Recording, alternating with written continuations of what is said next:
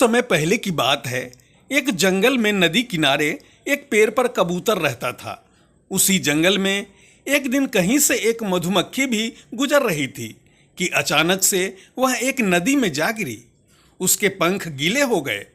उसने बाहर निकलने के लिए बहुत कोशिश की, लेकिन वह नहीं निकल सकी।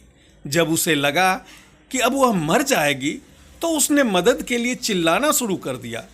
तभी पास के पेड़ पर बैठे कबूतर की नज़र उस पर पड़ गई। कबूतर ने उसकी मदद करने के लिए तुरंत पेड़ से उड़ान भर ली। कबूतर ने मधुमक्खी को बचाने के लिए एक तरकीब सोची। कबूतर ने एक पत्ते को अपनी चोंच में पकड़ा और उसे नदी में गिरा दिया। वह पत्ता मिलते ही मधुमक्खी उस पर बैठ गई। थोड़ी ही देर में उसके पंख सूख गए। अब वह उड़ने के लिए तैयार थी।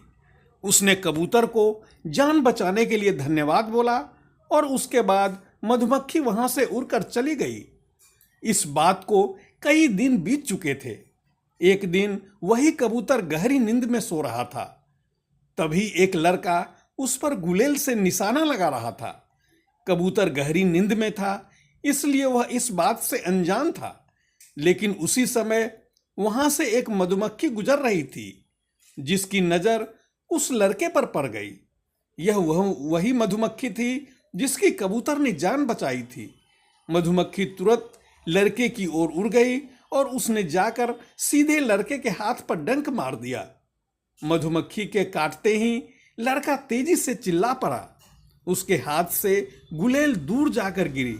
लड़के के चिल्लाने की आवाज सुनकर कबूतर की नींद खुल गई और वह मधुमक्खी के कारण सुरक्षित बच गया था। कबूतर सारा माजरा समझ गया था।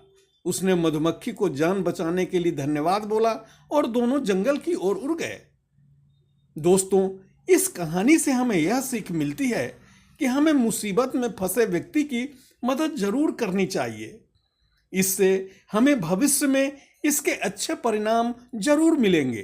धन्यवाद।